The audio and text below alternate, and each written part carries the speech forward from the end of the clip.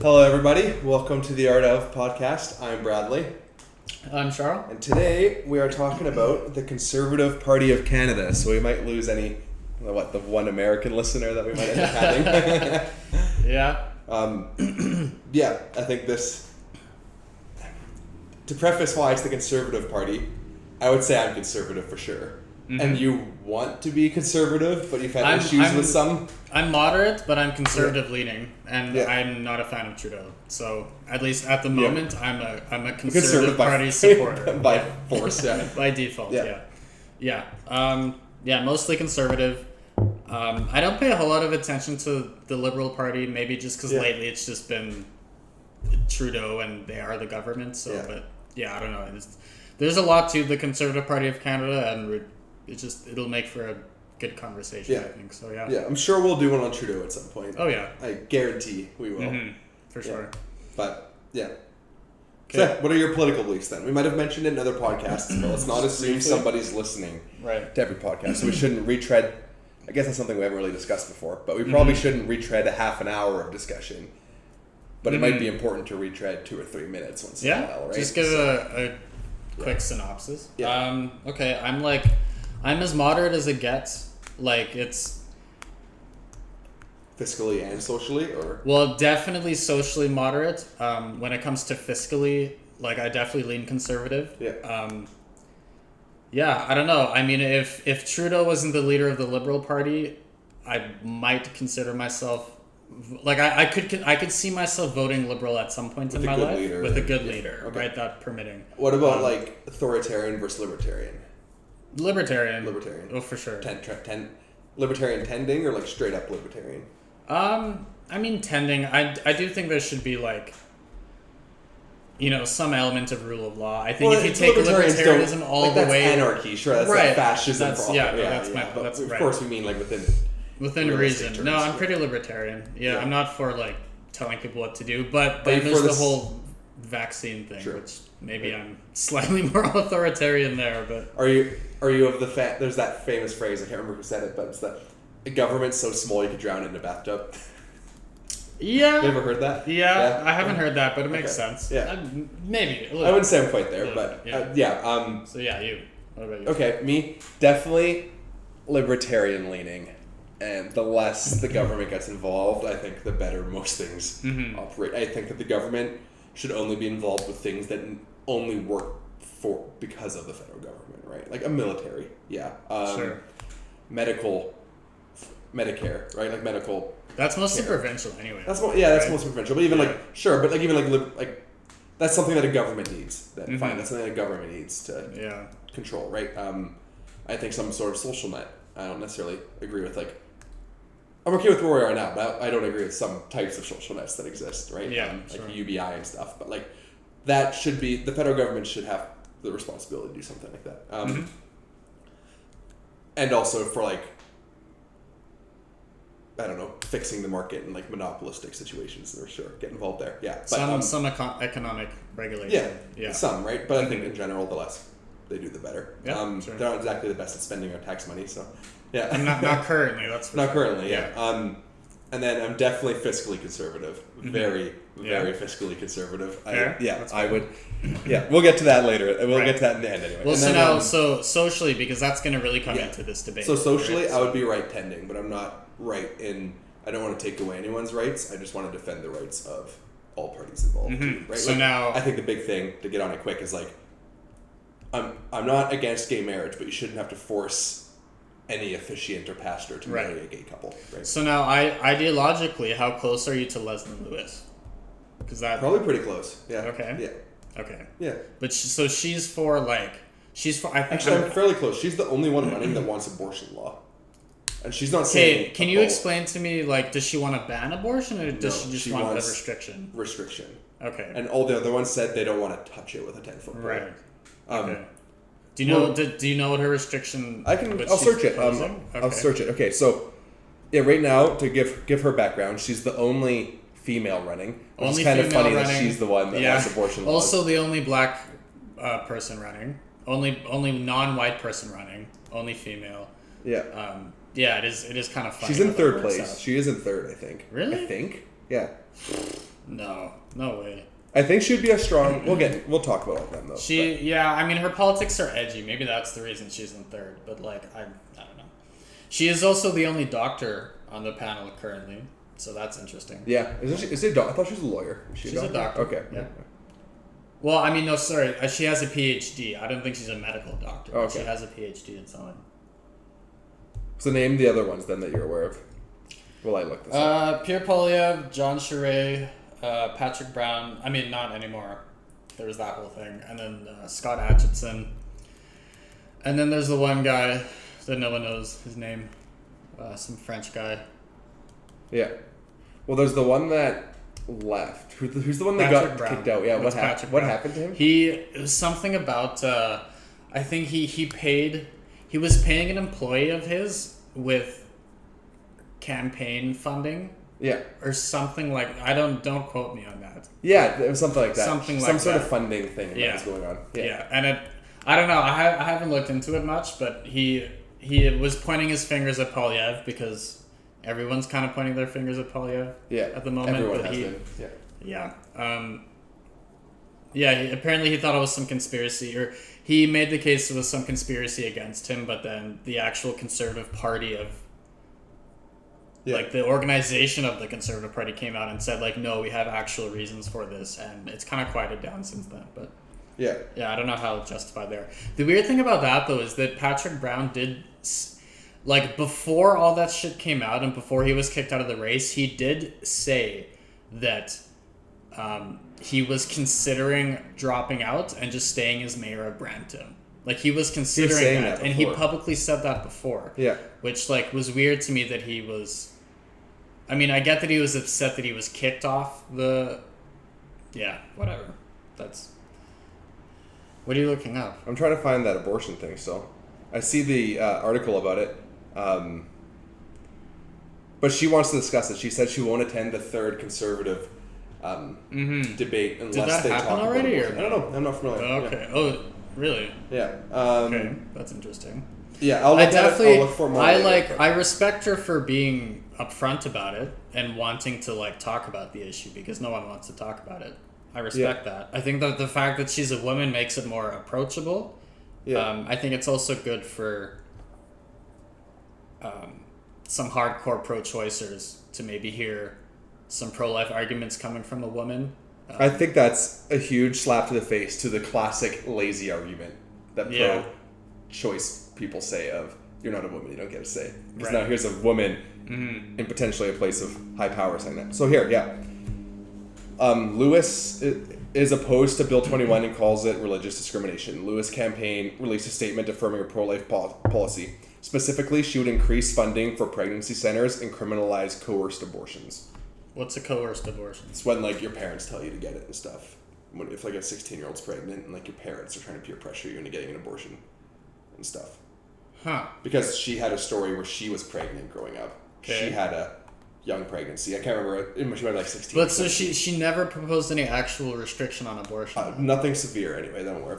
That's literally what her current stance is just adding funding to other options. Oh, so that's not even that controversial. Yeah. Well, and banning coerced abortion, which is a type of banning abortion, so therefore people will have... Yeah, but that's weird. I don't know how you could gauge that.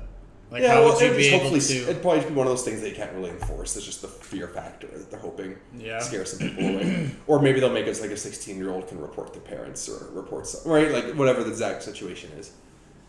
I feel like that should be the case anyway. I don't feel like that's explicitly a pro-life argument. Yeah. Like, if you want to have a child, but your parents are forcing you to get an abortion, I don't think that's a pro-life thing. But, so she was the only one that stated any restrictions on abortion, though, right? Like, or any frowning upon. At the very least, she's the only one that actually wants to talk about the issue, which is like enough of a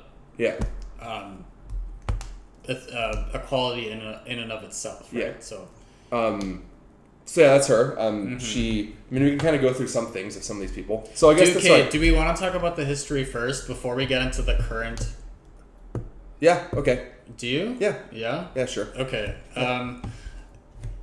I don't know much about the Harper era. You probably know more about that than I do. I didn't pay attention. I only really got into politics after the Harper stuff. Yeah. But I mean, even me, I'm only couple years older than you, so I don't have a huge knowledge of it. But from what I understand, mind you, we live in conservative Alberta, but he seemed to be one that was loved at least early on, right? I think he saw his loss coming to Trudeau, and he kind of just like his last campaign was sort of just ran on. No, I don't think he saw it coming to Trudeau. No, I think Mulcair was like Mulcair was the one everyone was expecting to win, and then Trudeau won, and it was a complete. He was expecting to lose, I think, at the very end. Because like this one, he was doing really good in the polls, and then like I can't remember what it had.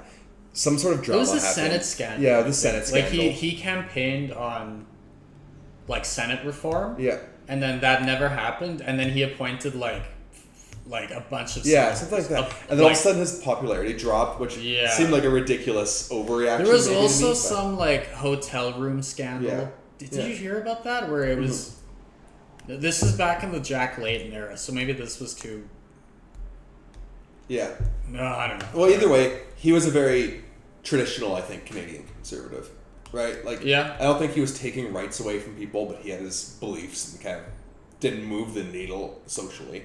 Mm-hmm. And then he did everything he could. He cut back GST 2 years or 2 terms in a row. I remember that. Okay. We had 7% GST. Right. And then he reduced it to 6, then reduced it to 5, and offered all these other kind of cutbacks and slash taxes. And he managed to balance the budget. And did he? He might have removed the deficit.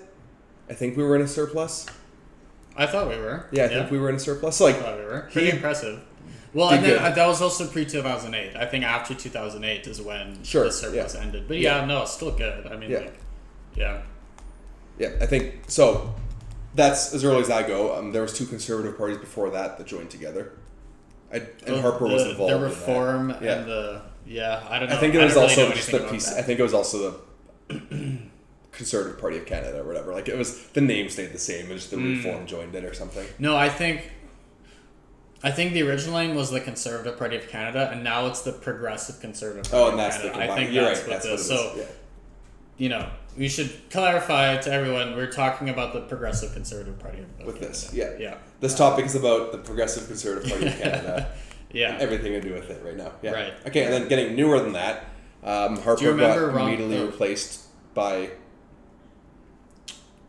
What? Sorry, remember Ronna Ambrose? Do you know Ronna Ambrose? Yeah, you go into it. Yeah. I'm a huge supporter of her. I think she's like...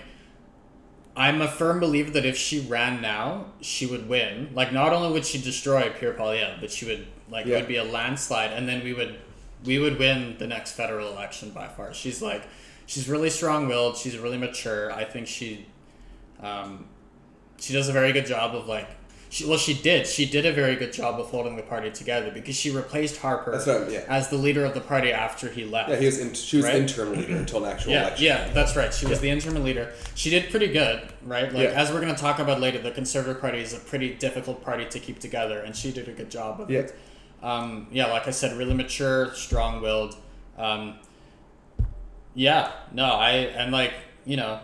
that I'm one to, like, you know, I'm not one to virtue signal or anything, but she is a woman, and I think that's going to draw some people just for that sake alone. It's going to draw the social conservatives too, right? Like, at the very least, the social fiscal moderate or the socially moderate conservatives, right? Like, it'll draw them in more and pull them in. It'll draw in liberals too. Yeah, I think some conservative leaning liberals and stuff too. Yeah, for sure. I don't know much else about her. I just know that, like. Do you know why she didn't run? She just said she wasn't interested. Okay. Yeah, there was she had some statement, some tweet or something. Yeah. No, I think it was just some internal statement saying she wasn't interested. Yeah, that's all I'm aware of. Which is sad because, like... And then who do we get instead? We got Scheer. Andrew Scheer. Yeah. This was an election, so that was 2016. An election that should have been handed to the Conservative. No. That was 2016. Yeah. No, sorry, 28. It was 2020. That was 2020. Yeah. Sorry, 2020, because we had the election. I'm just getting confused because we had an election last year. Wait, when was O'Toole's election? That was 2020. So Scheer was... No, that was 20... O'Toole was last year, 2021. But remember, it was a dissolved parliament. Oh. It wasn't an on year. Was it 2019 or 2020? So it was the last... 2019 then. Yeah, 2015, 2019. And then he had an off year election. Okay. So to kind of paraphrase, every 4 years we have an election. Yeah. But the Prime Minister can request the Governor General to dissolve government, at which point a new election has to be held, and they can do that. any point, there's I'm sure stipulation stuff. We're kind of oversimplifying, but they can do that. And I think Harper did that when he felt that when there was going to be when the coalition government was going to be threatened. Did he really? He did. He dissolved government when the NDP and the Liberals were going to create a coalition government to overthrow him because he had a minority. So he dissolved the government, ran, and got a majority. Oh. I think that's what happened. Oh, wow. Okay. Yeah. Well, so it's done for stuff like that. It worked out for him. And I think that's smart too because the people voted you in power. I think coalition's an issue. I don't know. We'll get into. We can discuss that later. People criticize Trudeau for calling it, right? So you can't really. If you're going to criticize Trudeau for calling it, you can't support Harper for calling it just because I'm just saying. Conservative, right? I'm saying that I think that the coalition, calling it because of a coalition, I think there's an argument there on how what the coalition means. I think that's a government. That's the thing that needs to. We can discuss that later. Okay, sure. But yeah, I think in general, dissolving government's probably not a good thing. It's probably just done for personal gain. I would argue in some ways or some reasons are better. I mean, in Harper's case, it was personal gain. Yeah. Right? It was the whole party. Yeah. But I'm just saying that there is a negative I have problems with the idea of a coalition government, which I'm not saying it makes Harper right, but both sides are in the wrong kind of. I think in that. Yeah, case. There's an ethically moral. You have the issue of the Conservative Party is the party in power, but because it's a minority, most Canadians didn't vote for the Conservative Party. Now you're talking about ridings, and you want to start. Now you're saying that you're counting Liberals and NDP across the board, but now the idea that now you have so many Conservatives that were in all of not just the Liberal ridings that are the official opposition. It's the Conservatives in all these regions that voices aren't. I mean, heard. But that's just the first past the post. That's a general. Yeah, and it's the idea of the rule is you get a run, and that's going to be an issue with the two versus multi-party system that we can talk about too later, right? I also think nothing gets done if you keep just having coalition governments being threatened and stuff. We should get back to the Conservative Party. So Scheer. Did you ran in 2019, and that was an election that should have been handed to the Conservatives on a silver platter. Yeah, that was right after the Weiss scandal. That was right after the SNC Lavalin scandal, which we're going to do a topic on the Liberals or Trudeau in particular, or both. Yeah, and we'll get into that more. But to be okay, retreading some ground. The essence, all this silly scandal stuff that happens with O'Toole. He was once a pro-life person and now he's pro-choice. And then even the silly stuff with Trudeau, I personally think the fact that he had, he dressed up as remember he painted his face black 20 years ago? Face, I'm that is really dumb, but probably doesn't need to be the killing blow to him. Maybe because of hypocrisy it's the killing blow, but as an idea itself, shouldn't be the killing blow. But I think SNC Lavalin in particular is a way greater scandal, right? Because that was there was drama. You can argue the question. There's huge ethical morality questions. He could have been breaking the law potentially there. We'll get into it more. But huge scandal. You can argue who's doing it because it was a company based out of Quebec and was such a huge it was crippling. That would cripple the Quebec economy. Yeah. If you find SNC Lavalin into oblivion. The Conservative Party they definitely pushed that pretty hard, but I think Scheer as a character. He had no character, which is we'll get to that, and I want to talk about that later too, and the problems with the Conservative Party. But he had no character. I'm conservative. I don't keep up. I probably keep up more than the average person. And I didn't even know his first name. I was getting his name mixed up with somebody else for the longest time, and I didn't even know him. I didn't know him, right? So I want to talk about one of the public debates for that election. It was the first part of the debate where you just you get an opening statement, or Scheer was proposed a question by I don't know who. I think Scheer was just proposed kind of a general question, and then at the start of the debate, and then instead of answering it, he didn't answer the question at all. He just went on a complete rant, a tirade, a complete tirade, had nothing to do with the question that he was asked. Purely just shitting on Trudeau and the Liberal Party. And it's and then Elizabeth May, who I definitely don't like, she kind of said when it came to her, she was well, I'll actually answer the question instead of whatever the hell that was, and pointed at Scheer, and then the audience clapped. Because you could tell it was purely just a thing to rile up your hardcore conservative base, which in in a debate is counterproductive. You need to appeal to the in other a televised people. debate is counterproductive because the whole point of that is to what Scheer did then, he appealed to the people in his party that were gonna he appealed to conservatives who were going to vote for him. He needed to appeal to like the 20% in the middle. Yeah, well, when you have a televised debate, you're trying to bring people over onto your side. Yeah. Not only did that probably not bring people over onto his side, but in my case, it discouraged it. It kind of made me think like, okay, would you say this guy's kind of a freaking tool? Would you say there's anything wrong with Scheer besides maybe like that one like very particular thing? Yeah, very particular. I mean, because I would say there's nothing wrong, but I think that's the problem. Is like he wasn't a character. He had no flaws and no strengths. I don't think he had enough. He was just nothing. I don't think he had a backbone. Yeah. I don't think he had a backbone. I think he was like, this is my problem with all politicians. He's a very typical sort of. Yeah. Yeah, I don't think he had enough of a backbone. I don't think he was like strong-willed enough. I don't think he was just likable enough. Yeah. You know what I mean? Yeah. What do you think? Yeah, I 100% agree. Like I said, I keep up more than the average person, and I didn't know. I couldn't even remember his name for a year. Yeah. Right. So then after him, he left immediately after. Soon after, leadership was sort of in turmoil for a bit. No one really won right away. Like the leadership election, I think dragged on. That would have been during COVID. Yeah. Then Erin O'Toole won. And Erin O'Toole became the leadership race. Right. Won the Conservative Party leadership race. Yeah. And he got in January 2021-ish. I could be wrong by a couple months. Around there, anyway. Yeah, okay. So he was running against the clock because he had to introduce himself to Canada, essentially, right? Like, he was this kind of new guy, kind of like, how do people describe him? Just like the everyday dad kind of thing was how I often heard. Like, you know, like you'd see him in the commercial pushing a lawnmower. Like, that was kind of the guy he kind of seemed to be. But he had to present himself to Canada in, little did he know, 9 months, because come August, the parliament got dissolved. Right. And an election was held mid-September of 2021.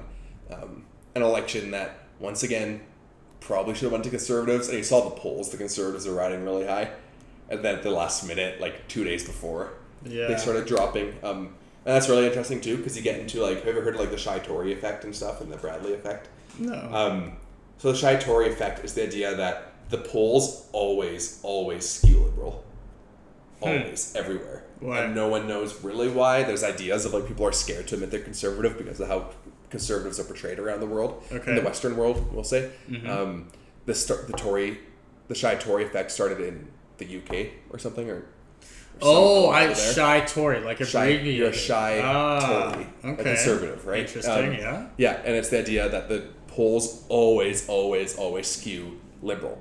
And that's what was happening with Donald Trump, and that was the biggest example of it. It was like Shy Tory on steroids kind of thing, because it was like the polls were showing 10 points Hillary, like 6 points, like it was going to be like a mopping the floor. And the polls were wrong. Like something seemed like Trump was just destroying the competition too much in the Republican elections and stuff. It's like something's wrong. Yeah, something's wrong. And then sure enough, it ended up that wrong.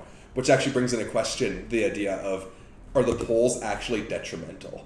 Because if the polls show that the Liberals are going to win 5 points over the Conservatives, is that going to make the Conservatives go out to vote harder and the Liberals vote less because they know they're going to win? So are they actually going to vote less? So are the polls... There's been studies showing that the polls actually can negatively affect how people perceive the election and therefore the voter turnout. And can skew the results more than a fair, objective survey, because you're adding in you're adding in an external element. You're adding in an external variable. It's how people perceive their party's chances of winning. Yeah, I feel like if you're someone who is passionate about politics enough to be aware of the polls, I think you would just go out and vote anyway. Because it's, there's a negative, there's a derogatory element to not going out and vote because you're too lazy. But even if it's 1%, even if it's like 0.1% of the people do that, that can skew ridings entirely. It might not result in a win or lose, but it could result in the amount of seats you get. Anyway, okay. But but I'm just saying, like, how high the fact that Conservatives are tracking that high in the polls means they're probably even higher, and they still managed to lose. And lo and behold, we had almost the exact same political setup after that election. So now we have that's the history of it. Yeah. O'Toole seemed to have a little more personality.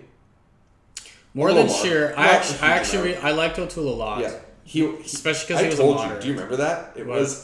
We were in High River or something when that. Okay. I can't remember. We're talking. I told you, you should read about O'Toole's platform because that's what you would like. Oh, it is socially moderate. It's more left leaning than typical conservative socially, and he's fiscally fairly conservative, but he's not promising to slash the military and stuff. Yeah, I remember telling you that. And you were definitely right about that. Yeah, that's what I like about him. I liked him. I think once again he kind of appealed to me, the idea of he's like, guys, I'm not gonna ban, I'm not gonna take away the rights of gay people. I'm really not. I just am not gonna go to a parade. Essentially, it was kind of, right. That's kind of oversimplified. No, he said, "Here's my line. I'm not moving it. I'm not supporting. I'm not." He was pretty pro-gay. I don't think he ever said he wasn't going to go to a parade. Sure. And I'm not saying he said that. I just meant the typical social conservative, right? He's not going to go campaigning for. Yeah. I don't know. Yeah. He was. I wouldn't consider him to be socially conservative. No. Though. Would you say he's socially left or socially moderate? Moderate. Yeah, that's what I'm saying. It's just he's not going to go passing bills through to do X, Y, and Z for all the minority parties all the time. But yeah, this is going to lead into our next topic. He flip-flopped a lot, and I that's what people didn't like about him, and I kind of agree. That was you're talking about when he was, and that's not even 20 years ago he believed something. When he was running for the conservative leadership, he was saying he was pro-life. And he never said he said he was pro-choice from the beginning. Okay, he never said what did he flip-flop on? Because I forget. He flip-flopped on the carbon tax. Oh, okay. He initially said he was going to repeal the carbon tax, and then he reversed his position after he got. It was the leadership race. I was right in that. Yeah, no, you were. Right. Okay. Yeah, pre-leadership race, he said I'm against the carbon tax. I'm going to repeal it. I'm against the gun ban. He appealed to his conservative base to get the votes. Yeah, and then he flip-flopped after. Yeah. After he got elected. Now, I understand why, right? And because, now you've won the conservative leadership race, right? Now, what's your next target? You want to become the Prime Minister of Canada. Yeah. So who do you have to appeal to now? Moderates. You have to appeal to people who are thinking about maybe voting for the Conservative Party but haven't decided yet. So, in that sense, flip-flopping makes sense. Although it's definitely not honest. Paper, it's not honest, and it's kind of sneaky, right? Even the politics generally is sneaky. I understand the reasoning behind it, but I think it left a sour taste in a lot of people's mouths, and I understand it. Yeah. Especially because the carbon. I'm iffy on the carbon tax. I'm kind of in the middle, but the whole gun ban, I was definitely against it, and the fact that O'Toole just kind of flipped on that. Yeah. But now, the reason for that. And I would say now we're going to get into the problems with the Conservative Party. Okay, but do you want to talk about the current party now? The election a bit more and talk about the members in it, like Pierre and stuff? What do you want to do first? Do you want to do that first, or do you want to do the problems with the party Sure, we can do the problems first, yeah. Since you want to go right into that, let's do the problems first. Okay. Yeah, go for it. So I would say the biggest problem with the party is that you have two wings of the party. You have the more moderate side, and then you have the very socially conservative side. And since the party's inception, one of the biggest one of the most difficult jobs and one of the most important jobs of the leader of the party has been to get both sides of the Conservative Party to work together and to get along and to keep the party cohesive, right? Harper did good at that. Like I said, I think Rona Ambrose did good at that. Scheer didn't. O'Toole didn't. What do you? So I agree. Would you think that the Liberals are more of a single mind than the Conservative Party? Right? Oh, that doesn't seem like an unfair statement. Well, no, I mean it's not an insult to either one. Well, no, look, I mean that's the shitty thing about Canadian politics because you have the NDP. So that's already split up, right now. So you have the Liberals and NDP already split up the left-leaning vote, and then you even have the Greens that. No one votes for it anyway. But and then for the entire Conservative wing, you have the Conservative Party, and then maybe a fringe party like the PPC that nobody votes for. Yeah. Right, or at least doesn't win anything. So, and I would assume too, the Liberals are more worried about this social side and being progressive in that sense, which is fine. I'm not right. Like they're trying to move the bar in everything. Like generally, they're all of one mind. Is what I'm saying.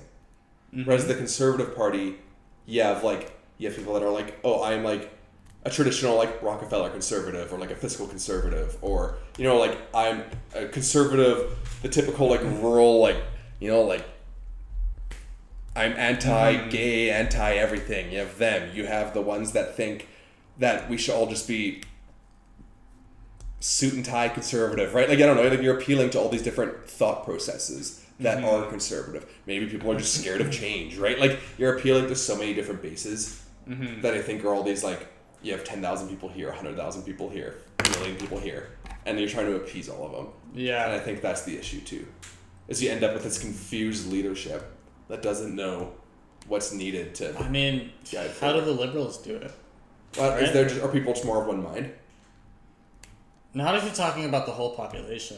Like we're not left leaning, so we can't really.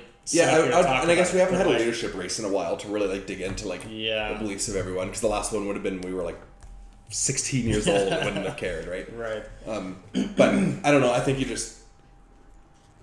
you see that even like the states with the Republicans, they have all these different like, you have all these different groups, types of identifying Republicans, right? Yeah, like like a Republican in Texas is very, very, very, very different than a Republican in Minnesota. Right. Right? Sure. Some want to just bring the jobs home back to America. Some don't want immigration. Some want fiscally conservative. Some want socially conservative, right? Like you have, it seems like you have 100 different reasons. So so the point we're trying to make is there are so many wings of the Conservative Party. Keeping everyone together is a difficult job. And I mean, would you say that another problem is it's an easy target? Like the Conservatives are really easy to just say like, you're stealing, you're gonna ban gays or whatever, right? Like, that happens every election, right? That's like campaign tactic number one of every Liberal campaign. They're big, scary. They're coming away to take, taking away your rights, and right, which is ridiculous, I think. But so I do think that's a problem. That's not a problem with the party, but that's a problem with winning as a conservative. Yeah, right. Yeah. You are facing easier media backlash and stuff, right? Yeah, no, I mean ultimately it is a trick. Yeah, but people fall for it. Is the every issue, year, right? it every works, year, right? People fall that's for why it. It keeps happening. It works. That's perception is a big thing. I have here Canada is also majoritively left leaning, and I have seen stats that back that up. And I don't mean that even in our abortion topic, we talked about like. There's like it's like the political spread. There's those surveys that I had where it's like the amount of people that identify as conservative in Canada versus America. And if you look at the history of politics in Canada, the vast most terms have been governed by the Liberals. You're talking something like 70% or something. It's they've been nicknamed like Canada's ruling party because the majority of Canada's history has been ruled by the Liberals. Usually when the Conservatives win, it's like one term. Some was an outlier, I think. In really? What about Mulroney? He was more than one term. Yeah, I'm not saying there's like one exception, but I'm saying like often you'd have Pierre Trudeau. Yeah. Lasted forever. Oh, right? I'm saying your Liberals typically stay in longer. There's more they get in more often. They're staying in longer, so there is a bias or a tendency towards that. For whatever reason in Canada. For whatever reason, why in Canada compared to the U.S. I don't know. Or it's compared to a lot of other... I'm saying how close the two countries are. Yeah. The fact that we have a spread is different. But that could be inherently due to, like, we have free medical aid. Like, some of the infrastructure our country has afforded us, maybe there's a certain, maybe there's some sort of correlation. I think, if you take the Liberal Party and compare it to all the parties of Canada, they are the moderate party. Just purely by definition. Yeah. And I think... Canada being a pretty moderate country with a moderate populace, it makes sense to me in that sense why the Liberals are the quote governing party of Canada. But just to add this in really quick, because I kind of mentioned compared to the States, Conservatives are pretty much smack in between Democrats and Republicans in general, is how you would. That's hard to say, right? That's really hard to say because in a lot of ways they're even more left than the Democrats are. But a lot of that's due to infrastructure already. No, right? that's what I mean. Medical aid it's and military. Like you can't. And that's stuff. not really something you can quantify, right? Yeah, like the social security net. The Conservatives don't have a say in that. That's there. So therefore, they're by default more left leaning than Democrats in some areas, right? Yeah. So it's hard to quantify, but the idea is that the Conservatives are definitely more left-leaning than Republicans, and there's a case for being more left-leaning than Democrats. And then the Liberals are definitely more left-leaning than Democrats, and arguably quite a bit more left-leaning, depending on quantifying factors. Yeah. No, I think Canada's center is just further to the left than America's center. I think that's for whatever reason, right? Yeah. Then I think the last problem that I have of note is geopolitical spread of the Conservative Party, because you're appealing to Alberta. Yeah. You have the spread is not, if you look at like what would be the right word, voter efficiency, right? Like the idea that the Conservatives have won the popular vote compared to Liberals the last 2 elections, but they haven't won the ridings. Right. There is an inherent problem with you have a lot of, you don't want to win you don't want to win by 90% in Alberta and then lose by 40%. Lose by 20% in Ontario. You'd rather win by 51 in both, right? Or 55% in both. Right. You do want to, and not by 55. You know what I'm saying? Like, you don't want to win with 90% of the vote. You want to win with 51% and have that other 39% be in a different riding, winning you that riding, right? Right. So, and I think the Conservatives have that problem. Do you look at some of these ridings in Alberta? The vote's decided before the first vote's counted. It's like, this is Conservative. Right. And there's just no ifs, ands, or buts about it, right? And the Liberals are winning by 1 or 2% here and here and here. And the Conservatives are winning by 40% here and here. The Liberals have a lot better voter efficiency than the Conservative Party. I wonder what the rural makeup is like. Like even rural Ontario or like rural Nova Scotia, right? Like what I'm sure the Conservative Party has a lot of rural support all over the country. Sure. It doesn't matter what province, I'm saying, but like judged purely by the fact that the popular vote they win the popular vote often, but not the riding. Yeah. There is poor vote efficiency with the Conservative Party due to geopolitical spread, whether it's rural or Alberta and stuff, right?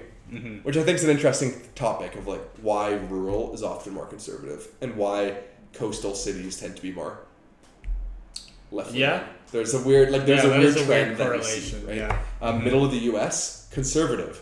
Coasts, liberal. Yeah. Falls all the way up deep south is some weird anomaly, I guess, but no, that's true. Deep south? Like Carolina, like North and South Carolina, they're pretty Republican. They're not coastal though. Yeah, they are. Carolinas are. Yeah, sorry. Yeah, sure. You have a little anomaly down in the Florida, like sure. Yeah. Sorry, I was thinking Dakotas. Yeah. Oh yeah. But no, I get your point. Yeah. I think that's a weird thing. Weird correlation. Yeah. Maybe I'll do research. We'll talk about it. Maybe the ocean does something to people. I don't know. It's the salt. It's the salt. Yeah. So those are all the problems I have with the Conservative Party. We should talk about the social moderate divide, I think, a bit more, because I think that's by far... Okay, what do you mean? What? Like, explain. Like, I don't know, man, because how do you appeal to that? Like, you're saying how do you do what Harper did so well, and how do you keep the sides together? If you are running as a conservative leader and you say, I'm gonna give every gay person $5,000, every LGBTQ, like just as some, like whatever, right? Like I don't know, whatever. No, you're gonna lose half of your voter base is gonna vote for a different person now in the leadership race, the conservative leadership race. So counter to what O'Toole did, maybe the most important thing, or one of the most helpful things in that situation would be to be honest, right? When you're running for the leadership race, be honest. Don't go in with the intention to flip-flop. But the problem, though, is you aren't going to be able to win the federal election, you need to be a candidate that isn't easily able to win the party leadership.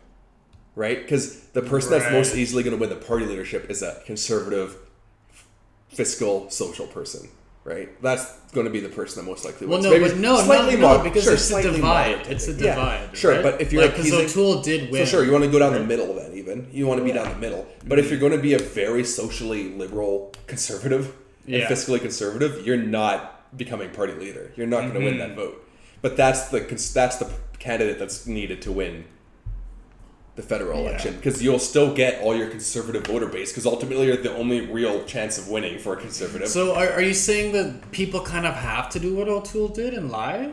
Because like that ultimately was his downfall. Honest though? What if you're honest? What if you're not honest? I mean, you're honest in your belief, but you go a step beyond that and you tell everyone as you're running, like, guys, I understand that there's so many of you that don't want change. And you word it better, but like, here's my thoughts coming out. You acknowledge the socially conservative side. Like, we need to acknowledge that, because we keep hitting a wall when it comes to the actual federal election. Yeah. And we need to win some of that voter base. But dude, these social conservatives, they're told that every single leadership race, and they still don't care. No, you need to appeal to the socially conservative people to just please vote for me and get me in.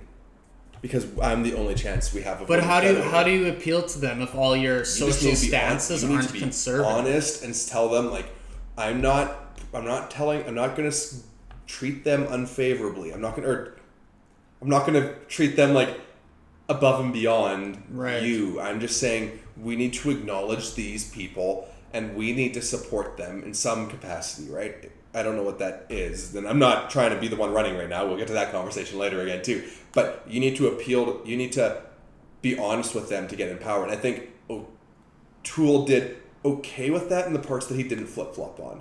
Like, he was like, I'm not going to introduce abortion law. Don't worry about that. Like, that was him sort of trying to appeal to the socially moderates, right? Right. So I think that's the problem, is you need to win over the socially moderate. Because I think the key to the Conservative Party...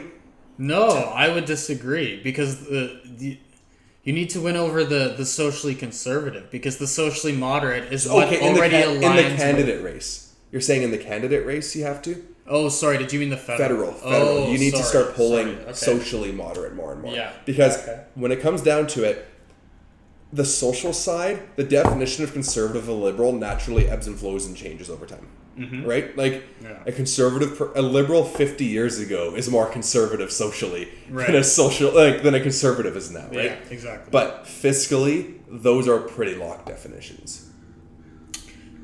Fairly locked. There's gray zones, those don't change with time. Yeah. The idea of a fiscal conservative is we spend less. Mm-hmm.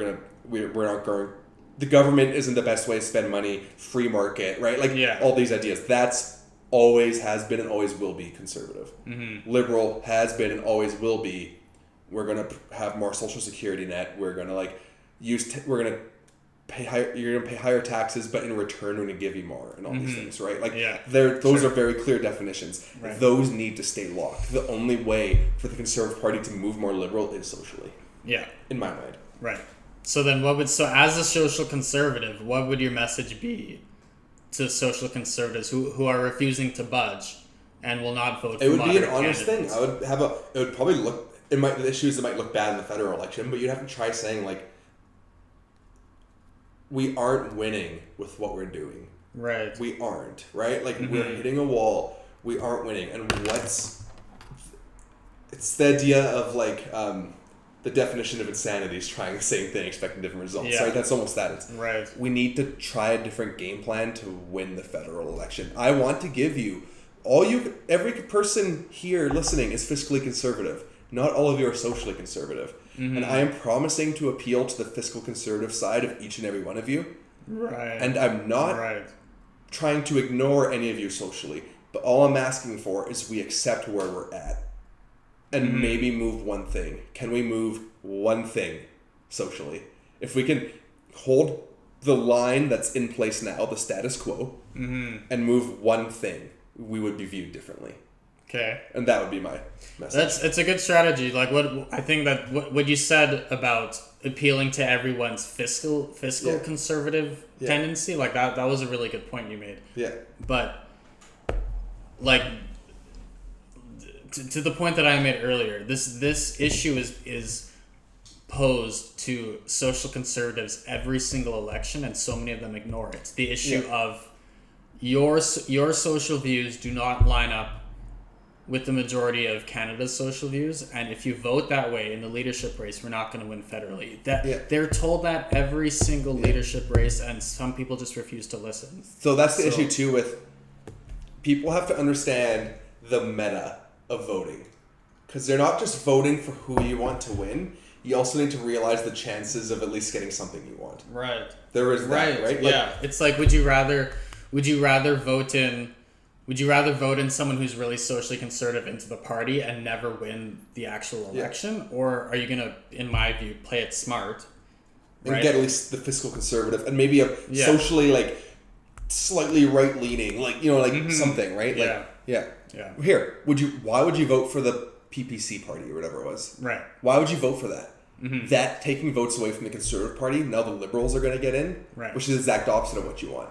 Wouldn't you rather at least vote Conservative? So this is the more difficult one. Would you vote for Leslyn Lewis? So that's me speaking against my own thing. The other issue, though, is you need to stand for something. If you have that big of an issue... Oh, now you're flip-flopping. I know. I'm also... But that's why I'm having an issue with, like, there's the meta to it you have to understand.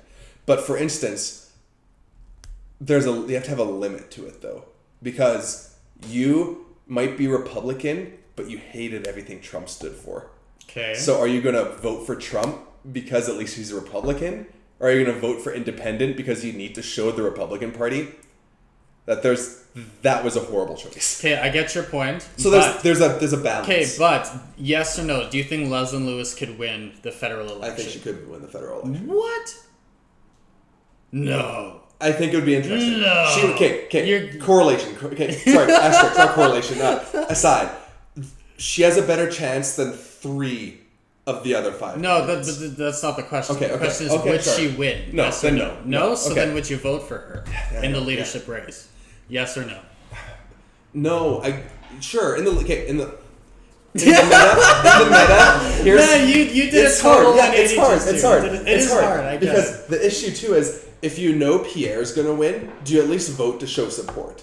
Because that's the opposite. That is the opposite problem. I'm already getting, if Pierre wins, my fiscally conservative side's being met still. So if she win, I know he's going to win. So why wouldn't it be okay for me to vote for someone to show support? Because it's kind of the opposite problem. Why would the Conservatives aren't necessarily going to win? You don't know Poilievre is going to win, though. He's going to win the candidate election. Okay, but you don't know that. He's in the polls. Are you, dude? No one expected O'Toole to win. Everyone expected what's his face? Oh, McCain. But McCain to win, right? O'Toole was a very reasonably placed second place. And in my opinion, Jean Charest is Pierre's only gaining traction every month or every week when they do the opinion polls. He's going up, and John's going down in every single one. Okay, I haven't read the polls. Yeah, at least as of a month ago or 2 months ago. But everyone was trending down. Pierre was eating their lunch. Yeah. So, but there is two different ways. There is two different ways with that problem. It's the meta, right? The meta is, why would I vote PPC if the Conservatives only have a small chance of winning? Wouldn't you want to vote? I'm not saying to be open, I'm not saying I support the PPC. I do not. But why would you vote? Why would I vote for PPC if the Conservatives only have a fighting chance of winning? Shouldn't I do everything I can to make sure they win? That's different than, Pierre's going to win no matter what in the candidate election if I believe that. Mm-hmm. So why wouldn't I vote for Leslyn to at least show my support for trying something different?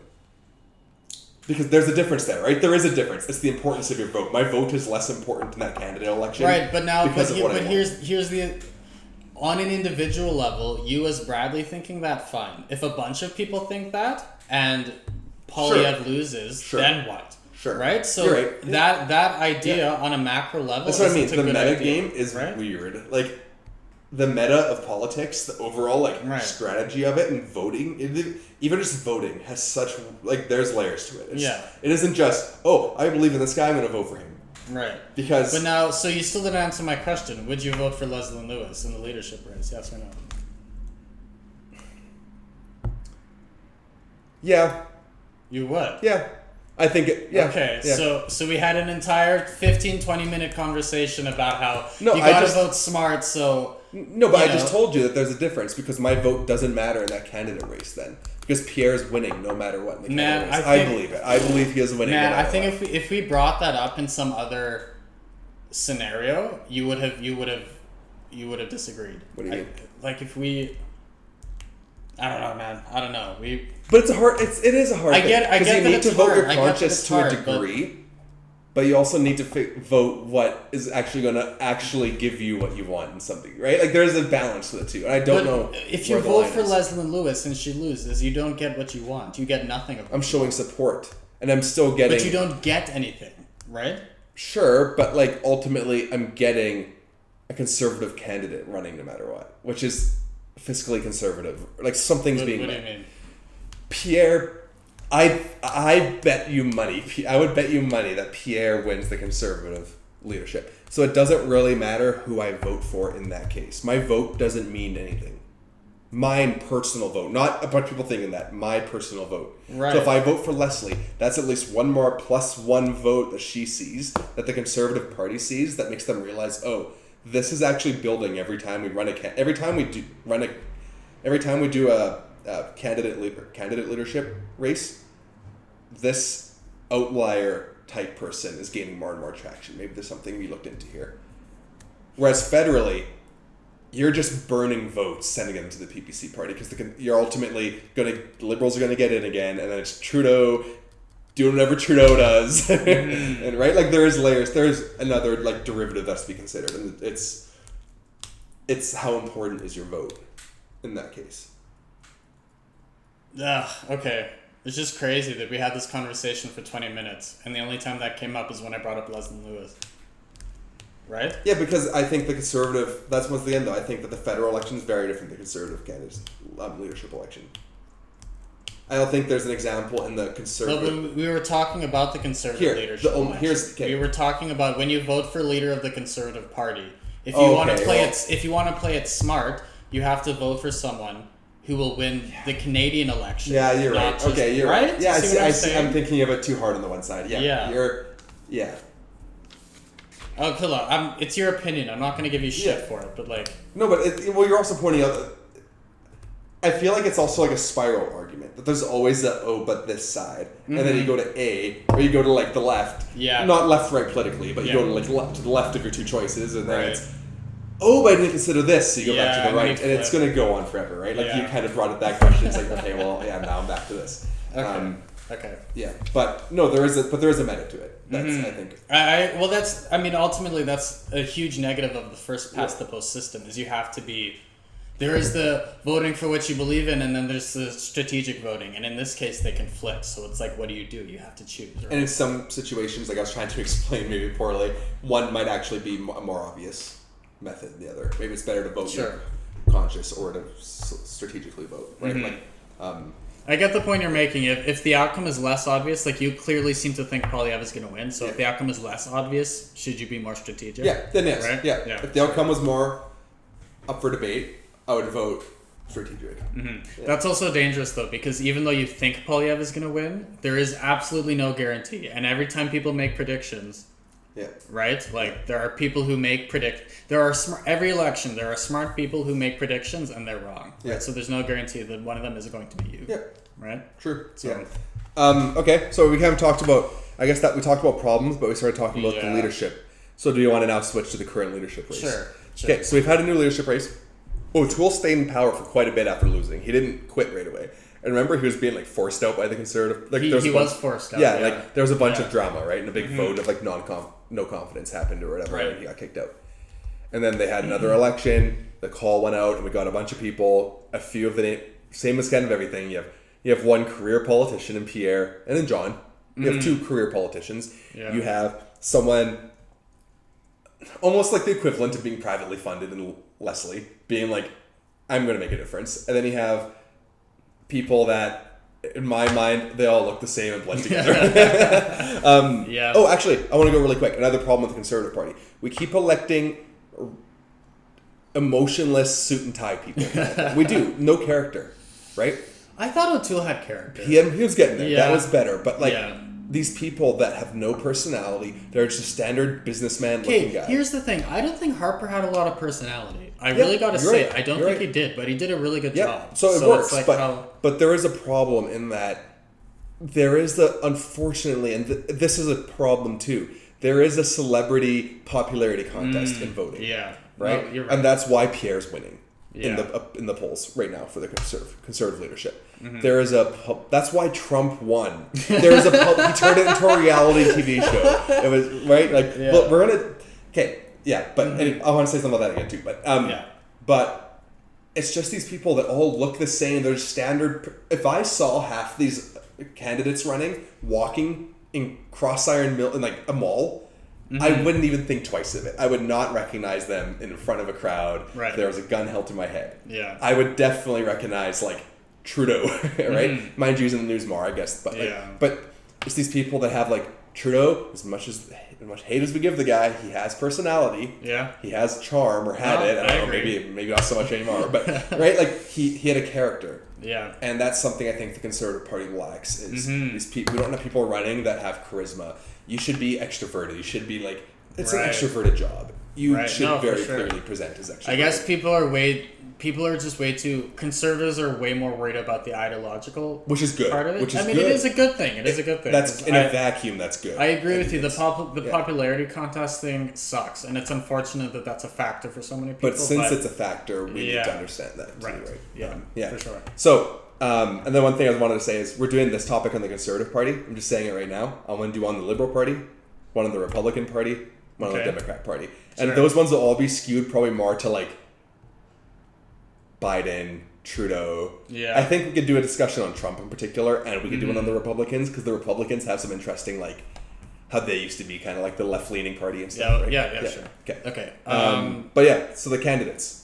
Okay, candidates for the current leadership race. I'm going to read them off. Party. I'm going to read the names off. Okay. And then we're going to kind of breeze through some of their beliefs, because there's some.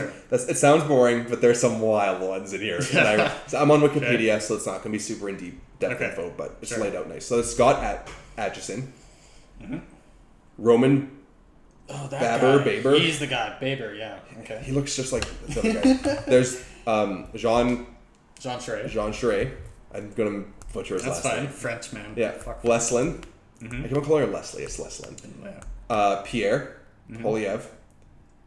And there used to be Patrick Brown. It was Patrick Brown. There was Patrick Brown. And he quit. So we're going to not count him from here on out. We're just going to worry about Pierre, Jean, Leslyn, Roman, Scott.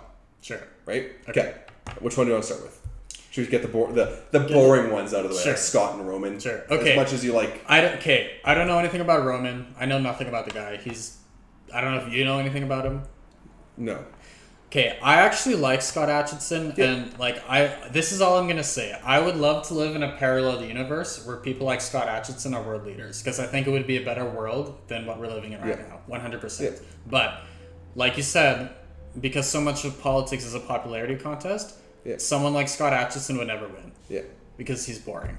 But to me, he's the most level-headed and reasonable and moderate. I think currently moderate out of the entire panel of current candidates, and those are qualities that I look for in every single election. Right, provincial, federal, party, doesn't matter.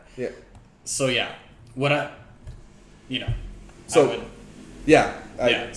like the guy. He's not going to win. We can move on. So for each of them, there's going to be like economics, environment, housing, defense, social kind of beliefs, and they're going to be short little like 2 sentences. Sure. Okay, so we'll start with Scott Aitchison. Economic. Aitchison says he would end the supply management of dairy, eggs, and poultry. Do you know what that is? There's currently federal laws in place that kind of mandate how much egg, dairy, and poultry get produced and sell for and stuff like that, and it kind of controls. It's meant to like control that. I can't remember if it controls the volume, which indirectly controls the price, or if it controls the price, which indirectly controls the volume. It's one of those, though. You think that would protect farmers by keeping it high? By keeping the prices high. I'm against ending it. This is one of my times where I'm okay with the government intervening, because then there are certain farming products that have higher profit margins. Yeah. So you're going to oversaturate the market. That's weird though, because I think Scott Atchison's writing is a rural writing, that seems bizarre to me. Why he would. Maybe that helps the farmers though. I think getting rid of it helps the farmers. But if you keep the prices high, doing that keeps the prices high. Supply chain doesn't keep the prices high. Supply if chain you regulate keeps it the good prices, though. What's in law now makes it better for consumers to get better prices. If you regulate the prices, it makes the prices higher. He wants to end the regulation. Right. He wants to end the supply chain, the supply management law, which regulates how would prices go up if you get rid of that? It would just do weird things. It would maybe not go up across the board, but the farmers are let's say that dairy cows don't have a high profit margin.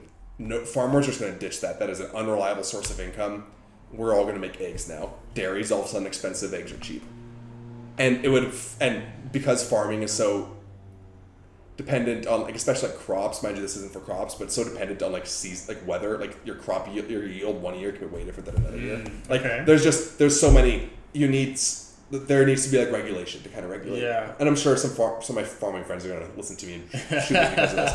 But from my understanding, I disagree with this. But sure. I don't think it's a dumb thing. I think it's an opinion people have. Okay. That is fine. So I'm not against him because of that. We should move faster than this because we're going to be That's here also forever. boring. That's also a boring one. Yeah. No, but I was just explaining that that's a weird law that Canada has where they regulate. That's weird. Supply chain. Yeah. Okay. Environment and climate change. He opposes the carbon tax. You're going to see that for a lot of conservatives. Housing. Atchison's YIMBY plan. That I'm going to just click on that really quick. Is an acronym. Yes, in my backyard. It's a pro-housing movement. Whatever. Okay. His plan is to build more homes for Canadians. He proposes increasing the supply of housing, ending exclusionary zoning in big cities, tying municipal funding to requirements to build more housing, increasing the number of skilled laborers, investing in affordable and social housing, and cracking down on money laundering. I think that's reasonable. I don't think it's going to work. You can't just create more laborers.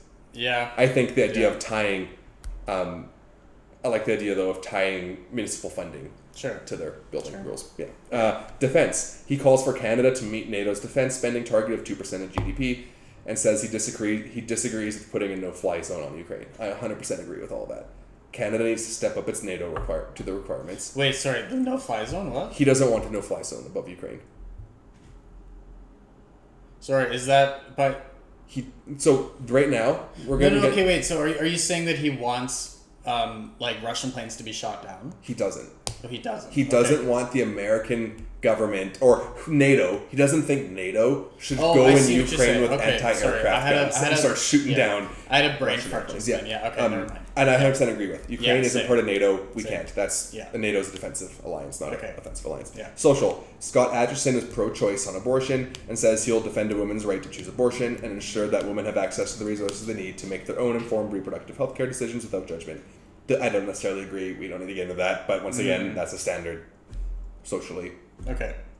Are we going to do this for all the leaders? That's it. We're that was it for him. That was it for him. Okay. Roman's shorter. I just want to get to the Leslyn. Roman, to be really quick, because I think there's one here that he disagrees with putting a no-fly zone on Ukraine because he does not want to escalate the war. So I agree. Economics, he would end supply chain. Health, he would launch a national autism plan. Social, he opposes universal basic income. I'm sure every conservative ever born opposes to some element of that. That's it. Okay, now we're the ones that are a little more interesting anyway. Okay. Jean, defense. He would increase the NATO budget to 2%. He would make the armed forces more inclusive for minorities. Okay. He disagrees with the no-fly zone. I 100% agree with that. Yeah. I think it should be more inclusive to people and Economic. He says he would balance the budget. How long? Did he give a time period? That's literally the statement. Which is the most hollow, shallow statement you can make. Yeah. What if... Okay. He says he would repeal some bills. He supports carbon pricing. But he said he would eliminate federal carbon tax. Okay. And he would expand investment into carbon capture and storage, nuclear reactors, and hydrogen power. He has said sort of weird things several different weeks. He seems to kind of flip-flop from what he moves in. Sure. I agree, though. Invest carbon capture, storage, and nuclear reactors. I 100% think that's how you end carbon. My dad had a really interesting point on carbon capture and storage. Because he's a process engineer, so he kind of knows what he's talking about. He said that it's a net negative because the amount of carbon that you need to emit to capture carbon, like the amount of carbon that you emit in the process of capturing carbon is greater than, I don't know. It is right now with the methods we have. But you get... Well, I want to do a topic on that. Because actually, I've read about some interesting stuff. But cool. Either way, I think something... I agree something is there, how you want to approach that. Health, he says the decisions on the COVID-19 mask mandates that remain in place should be made according to advice from health professionals. That's how you avoid answering the question 101. Public safety, he would maintain the May 1st, 2022 order to ban firearms and other existing gun laws. So he's on the side of that? He's on the side of gun laws. Yeah. Social, he said he would maintain child funding agreements reached with the provinces. He promises to increase parental leave to 2 years and allow pregnant women to access the federal childcare benefit. He would provide additional childcare funding for children not enrolled in the Liberals program. He is pro-choice, and the government led by him will not introduce will not pass any laws to restrict abortion, but would allow MPs to introduce legislation on matters of conscience, but without support. Okay. I think parental leave of 2 years is actually reasonable. A kid at 1 year old is not suitable for childcare very well. And I don't think that's horrible. I will say I disagree once again with the abortion thing, but more so for this, because I still think there should be some ban. You shouldn't be allowed to get like a 9th month abortion. We talked about this. But this is... So I agree more so. I disagree more so with him. Because Scott said, I defend a woman's right to choose, but he's saying no support for any idea of it. Leslyn. Increased military funding, disagrees with the no-fly zone. Did she mention the 2% goal? Just increased funding. Increased funding. She would eliminate the carbon tax. She calls for the end of COVID-19 vaccine mandates and vaccine passports. So there. And then Lewis opposes Bill 21 and calls it religious discrimination. I think that's that weird. I want to get into that as a separate topic. Sure. These bills are kind of weird. She states that she's pro-life, and she would increase funding for the pregnancy centers and stuff. I do agree with most of the stuff she said, which is why I would like her. Pierre. Now this is the interesting one because this is the one everyone targets. This guy is the one everyone targets, right? Poilievre says he disagrees with putting a no-fly zone on Ukraine because he does not want to escalate the war. He and a government led by him will support Ukraine by bringing Ukrainian refugees to Canada, by providing aid to Ukraine, by placing sanctions against Russian oligarchs and commodities, and by supplying Europe with Canada's energy to help reduce Europe's dependency on Russia's energy. I think that is the one that I fully agree with, more so than any of the other ones. Much as we have issues with Pierre, maybe in some ways, I think that is a very rational way to think about how we should interact on the world stage. Poilievre said in economics, a government led by him will increase the number of independent audits done by the Bank of Canada and will ban the Bank of Canada from implementing essential digital currency. Poilievre plans on replacing the governor of the Bank of Canada with someone who, quote, would reinstate our low inflation mandate and protect the purchasing power of the Canadian dollar, end quote. Okay, let's talk about that. What do you think about that? Who'd also defund the CBC, which is every conservative party. So that's it. So sorry, what do you think about what? Okay, his whole beef with the Bank of Canada head. I think that's a little. The Bank of Canada is supposed to operate independently from the federal government. Right. You're not supposed to, or else you could. And it happens. We all know. I think we can all assume that there are some behind the scenes meetings that happen. But the idea is the federal government is not supposed to be able to dictate what the rate is set at by the Bank of Canada, because the federal government lends money from the Bank of Canada. The federal government should not be able to dictate the interest they pay on their own loans. Right. The system doesn't work like that. So do you think that there was some kind of collusion? Do you think the Liberal government did actually? Oh, probably, but I also think every conservative party in power has done that. So I don't think that's are you with Pierre on this then? Because no, I don't think he should be replacing him. Okay. So I'm not being hypocritical, but I do think that the Bank of Canada person's being dumb, but he shouldn't be replaced by the federal government. If he gets replaced, for instance, they changed their goal. Their goal isn't to keep inflation at 2% right now. Their goal isn't that anymore. And what's their goal? Who knows? I mean, if you They've loosened the idea of... Maybe if 2% is unattainable, maybe it's not a the goal bad should be thing 2%. to change the goal. We have... I'm sure we have mathematically proven that 2% is the best for the economy, and we should all strive, no matter what the hardship currently is, to get to 2%. Yeah, but is it currently attainable? But should that not still be the goal for the long term? Not if it's not attainable. It will be attainable. It was attainable back in the 80s.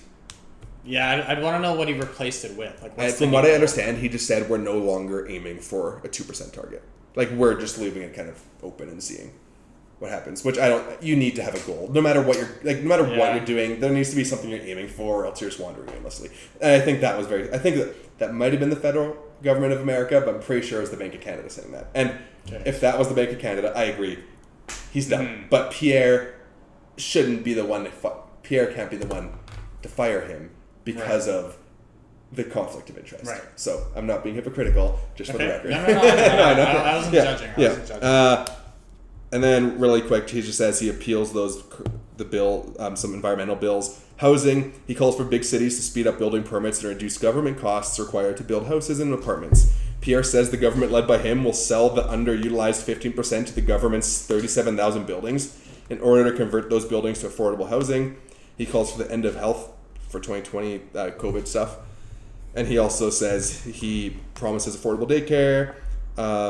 He also is pro-choice, although he himself is pro-life, but he's pro-choice as a prime minister, as a politician, which I respect. I do think you're allowed your own private opinions that don't have to dictate your professional life. Sure. And I think people are hard on him because they say he's pro-life and they're saying he's flip-flopping. It's like, no, he's allowed to have his own personal belief, but also understand that that's not necessarily what the rest of the country has. Now, there's another question there. Should you be forced to disclose your private beliefs? I don't think so. I don't think so. No. Yeah. I mean, it's unfortunate that in an election, if you're a leader, you probably should. And right? Yeah, and that's the thing was he danced around it. They're like, did. Are you pro-life? And he's like, that's not important. Mm-hmm. He's like, my party is pro-choice. Right. And that's what he kept saying. He got asked like 3 times in the one debate. Mm-hmm. Yeah. I mean, it sucks. In principle, I don't think you should be forced to disclose it. But if you're in an election, it's just the way it is, right? So the frustrating thing is Patrick Brown I really wanted to read all those because Patrick Brown, his defense, he supports a no-fly zone above Ukraine. Really? Yeah. I thought it was Baber that supported the No, I thought it was too, but I just saw this now. And I was like, who was it? No. Patrick Brown. He would actively push for a no-fly zone on Ukraine. Ugh, why? Does he say why? That is it. He thinks that you just need to stop Russia and tell him enough's enough. I think there is huge... Crazy. I think he is completely ignoring the geopolitical consequences of that. Because there is... You can't go to you can't say, Russia, you can't fly over this country. Like, imagine America saying, Iran or China, you can't fly over India anymore. I'm going to shoot down any plane that comes over India. Dude, I guarantee if he won, he would flip-flop on that. Like, the moment he talked to, like... The moment he won and talked to, like, the chief of the armed forces... Or the NATO, NATO guy, one meeting with NATO, they'd be like, dude, no. You're an idiot. He would reverse his opinion. That's crazy. Out of all those, I don't think anyone was crazy. The weird thing is I do kind of line up with Pierre's beliefs for the most part, but he's just a weird... Yeah, we've talked about it. Okay, well, sure. That's let's transition into Pierre Poilievre because he's definitely the most controversial. Yeah. So, what do you think of reading his? Do you disagree with any of those things? Yeah, no, I don't. Here's the thing. In principle, I agree with a lot of the stuff he says. I hate the guy personally because I think as a politician, he's just too immature and loudmouthed and just kind of a fucking dick. In that way, he's similar to Trump. In that way. I'm not saying characteristics, but the loud, vocal, verbose guy that interrupts kind of thing. Right. And I don't think a person like Pierre Poilievre could win the federal. You don't think he'd win? I don't think he'd win. Because I think his attitude, his loudmouth attitude is too unappealing for the majority of Canadians who are... I'm on two sides. Okay. He has the best chance because he's the most known name. And we've talked about the popularity contest of it.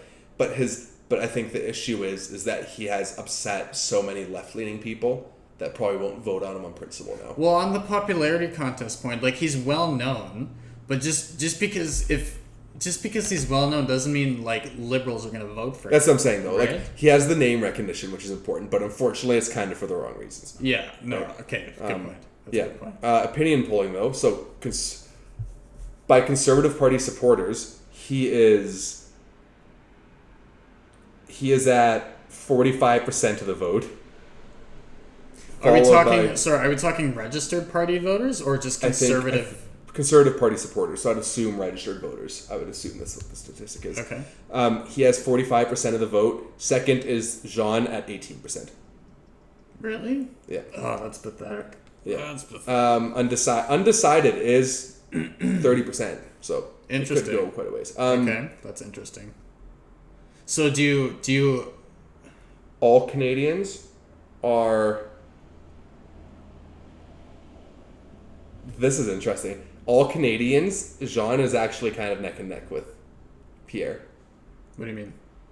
Oh, like the Canadian opinion public. poll of the Canadian public. Oh. The issue is that's not going to choose a leader, though, because you have to be a Conservative supporter to vote. Right. But I also wonder how much that's skewed by Quebec. To be fair, right? Like, to be fair, right? Yeah. Quebec says, because the poll isn't out of these guys plus the bloc. Who would you vote for? It's out of these guys, who would you vote for? And of course, they would vote for the one from their province. Because they are a very nationalistic province. Which I think is another good topic to put in back in Quebec, I think, is a fun topic. Sure. Now, if we bring Quebec into the equation, does that make...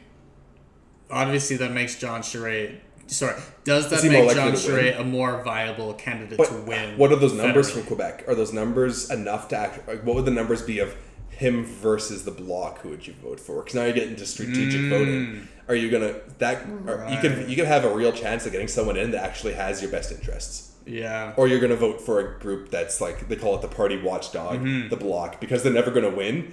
Yeah. Therefore, they're never gonna do dirty tactics to try to win. They're comfortable with just enough seats to like be able to spit out what needs to be said, kind of thing. Right. So Pierre. Anything else about Pierre? I don't like him. I hope he doesn't get in. What do you think? Yeah, I don't know. He's going to win the election, I think. Would you be disappointed if he won? Because I sure would. I mean, disappointed is relative. I think. Would I be more excited about him than like Andrew Scheer? Yeah. Okay, no, disappointed isn't like... Disappointed in that, really, we're just going for the tried and true when we could try something different. Because I'd be honest, I disagree more. Here's the thing, is I do disagree with Jean on more things. So I wouldn't want him in. As a belief system, I'd want Pierre in.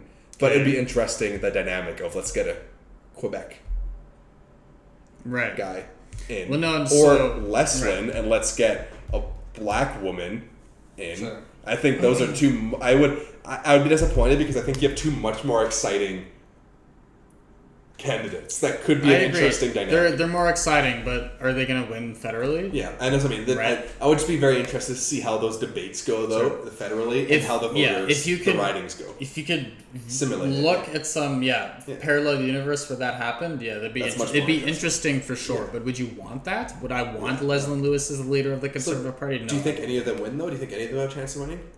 Federally? Yeah. I think John Scheer has a chance. I think Patrick Brown would have had a chance. Except for the no-flies. Yeah. I do think he lost so much. I'm not saying I don't think Pierre Poilievre doesn't have a chance, but I'm saying it would be way more difficult. I'm saying I think it's less likely that Poilievre would win federally than John Scheer or Patrick Brown. Do you think Poilievre is the flag that the Conservative Party rallies behind that might make the next candidate more powerful? How? Do you think that the Conservative Party gets so behind Pierre as like a united front, the Conservative Party, the Conservatives in Canada become more united because of it? Kind of like the idea of like, people were hoping that Donald Trump would mess up the Republican Party so bad that you would have a new... Okay, but I don't think that's going to matter for winning federally because hardcore conservatives, these people that are trying to unite, are going to vote conservative federally anyway. You want to get the moderates and the left-leaning people over onto your side. I don't think Poilievre is going to do that. Yeah. Right? Yeah. Like, do you get my point? Yeah. All those people, they're going to vote for whoever. If it was Jean Scheer, they'll vote for Jean Scheer. I just think Jean doesn't have very deep, based on the debates I've heard, he didn't seem to have very deep. The unfortunate thing is the ones that are more likely to win just because of the name, like Jean and Pierre, they often have the least articulated and unique opinions. Yeah. Because they don't need to have unique opinions to get their name heard. Right. Like, you have these, like as dumb as the no-fly zone is, Patrick Brown needs to get some media attention, and the only way of doing that is declaring a no-fly zone, or saying he would support one. So that's the disappointing thing too. I do think Pierre actually had some well thought out when I read you those, there was good reason behind. I think he's a very smart guy. Did you? So he had a podcast with Jordan Peterson. Yeah. Did you watch that? He came during that podcast. Pierre Poilievre came across to me as a pretty reasonable guy. During the podcast. Yeah. But for whatever reason, the moment you stick him in the House of Commons, he just turns into a giant dick. And it's like... So, here's the thing. He comes across, too, as a career politician. But on that podcast, he came across as... Okay, when George Washington won, the exit poll asked why you voted for him. And people would... The thing they heard was, he was a guy I would like to have a beer with. Yeah. And Pierre in that podcast kind of came across as that. Sure. A down-to-earth, like, blue-collar guy kind of thing. But, like, yeah, you're right. When in these debates where you see him 9 times out of 10, he's just... like yelling and pointing and being all like stuck up, nose tilted up kind of thing, right? But he is clearly a super, super intelligent person. Yeah. Probably definitely a lot more politically intelligent than Trudeau, I would say.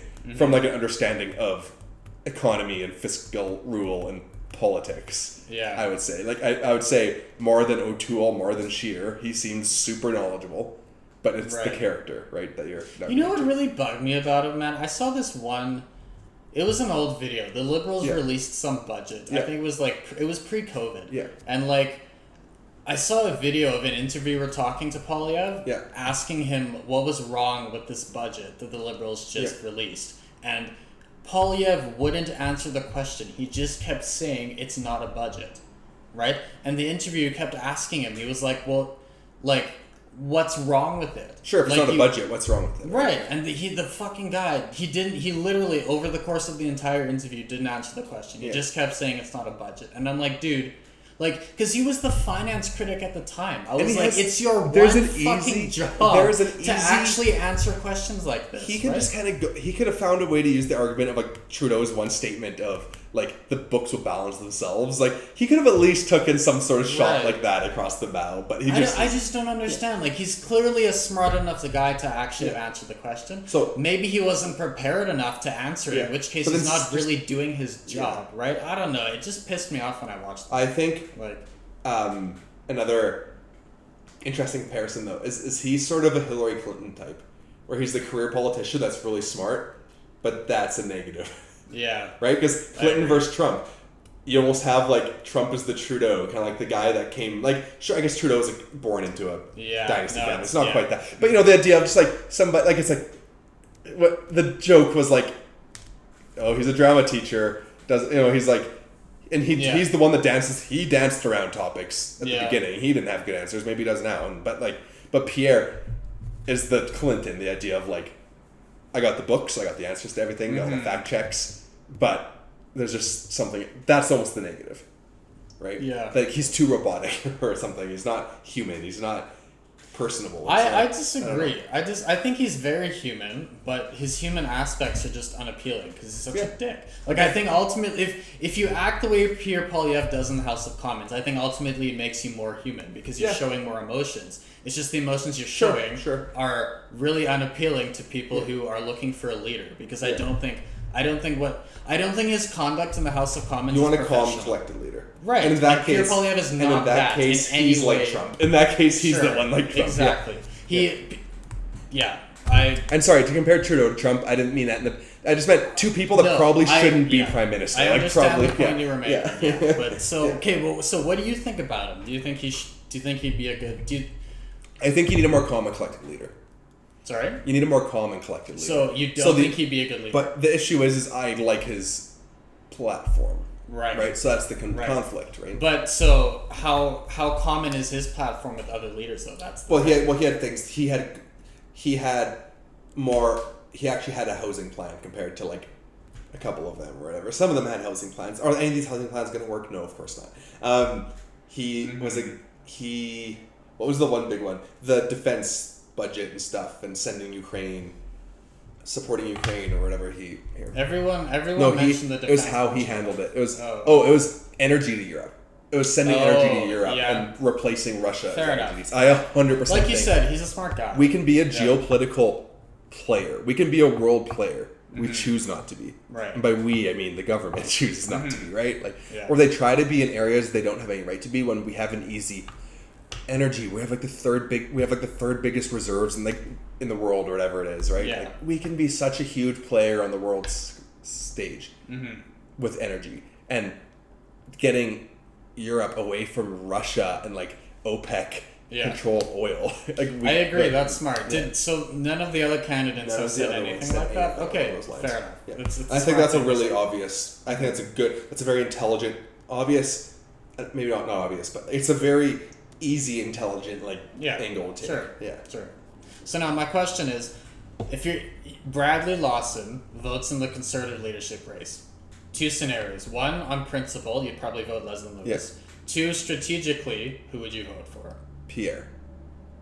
Really? Even though, do you think Pierre would have a chance of winning federally? I do. Okay. And once again, I do think we're both weighting the publicity thing just differently. I think like how we weight.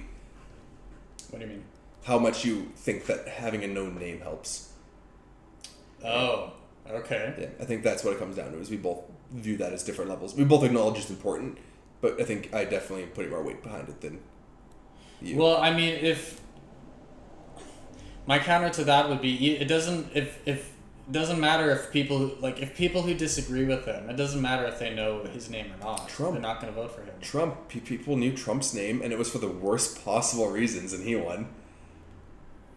Yeah, but right. Like it's not black and white though. That's the thing, right? It's like it could end up going either way. Just a weird the way the dominoes fall. So you really think that Pierre Poilievre, just based on who he is, popularity factor, based on could who bring he is, over moderate voters? Just I don't know what he know brings over. He I don't know what he brings over. But you need to bring over moderates to win. Do they bring him over because? Why did Trump bring people over? Trump. I would say because he appealed to the working class. Yeah, right? Sure. I don't think Poilievre is appealing more to the working class than any of the other candidates. But Pierre Poilievre, I wonder if he could take helping Europe and his views on the Russia-Ukraine war. I don't think that's important. That's not going to move the needle much. I don't think so. I even think there's going to be people that have issues with Trudeau. The idea that you hold a grudge too long, right? Oh, call her back in a sec. Is that your wife? Yeah. Let me finish this point, so I'll call her back. But you can't. The reason why politicians don't stay in power indefinitely is they make enemies faster than they make friends as far as voters. Okay. You upset a voter, they're never voting for you again. Sure. Right? It's harder to win over voters than to lose voters. Trudeau is losing voters, right? And we're seeing that. He had a way bigger, in the first election in 2015 or whatever, he had a way bigger voter. He had won way more ridings than he did this time. Or the last two times, I guess. Right. So that's slowly going to happen. These people are going to be like, there's no way I'm voting for Trudeau.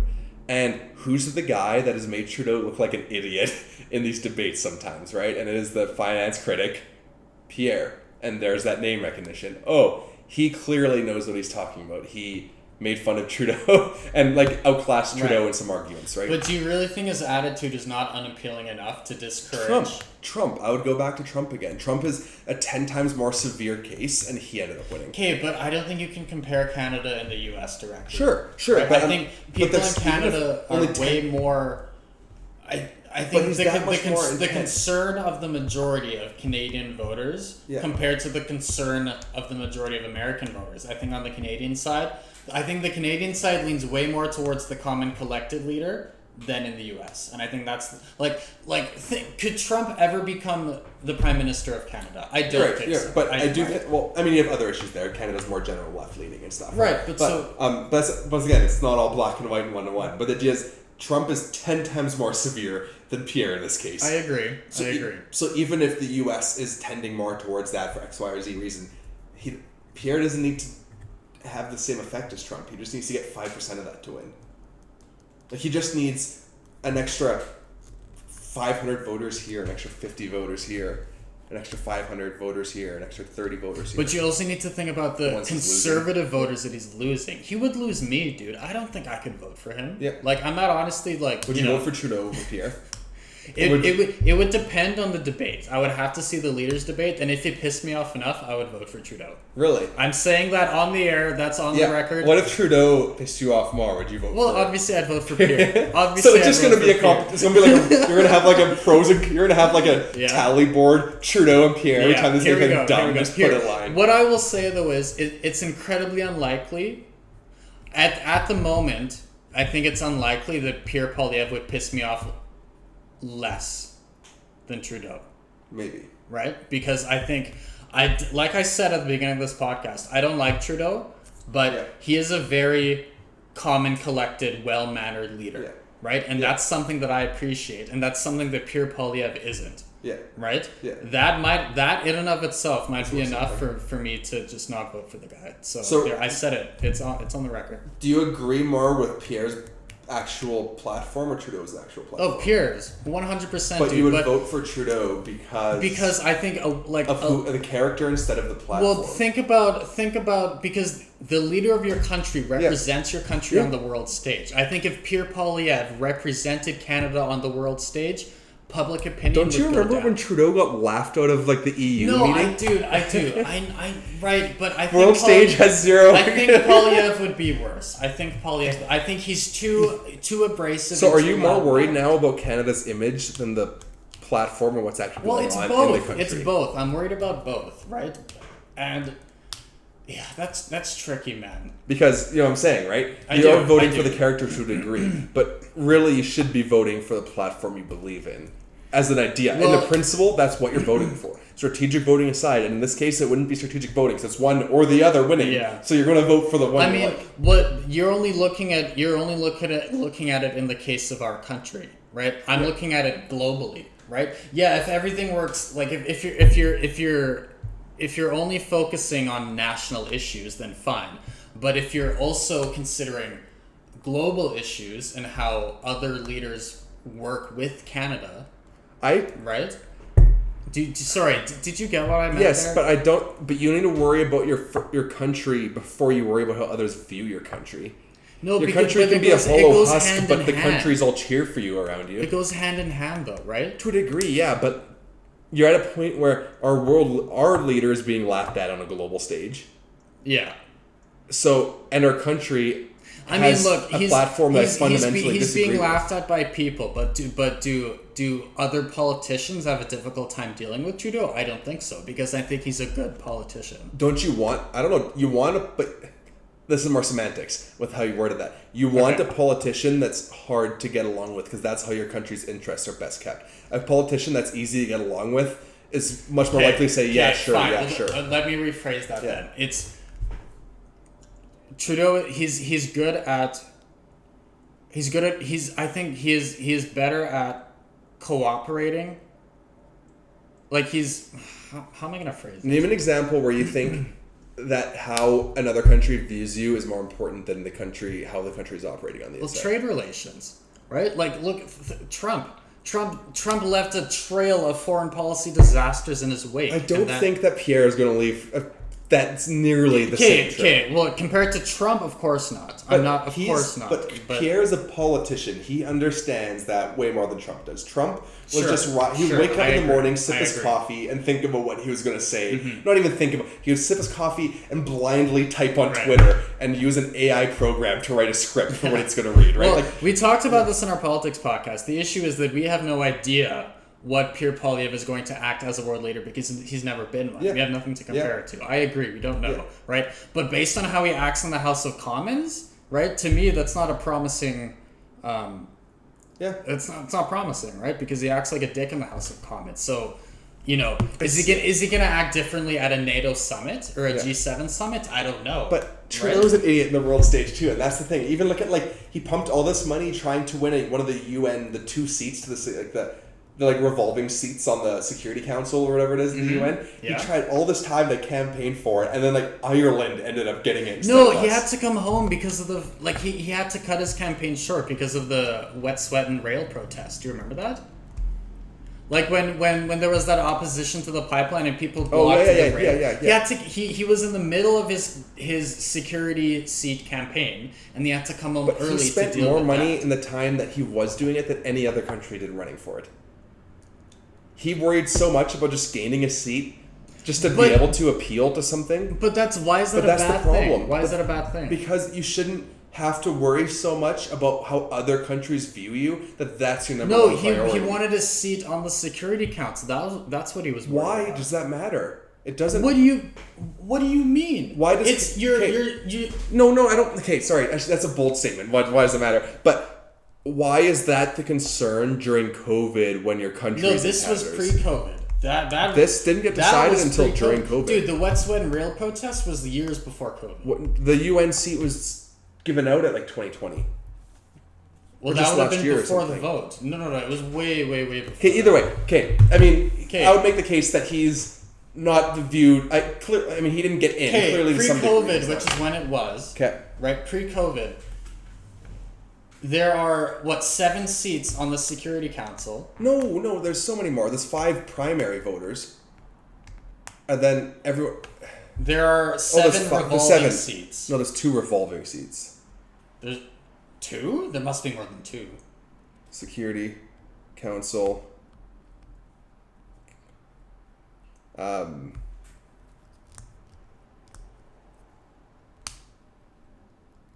Sorry, should we pause and you can call your wife? Do you want to? Oh yeah, sure. Okay, let's do that. Okay.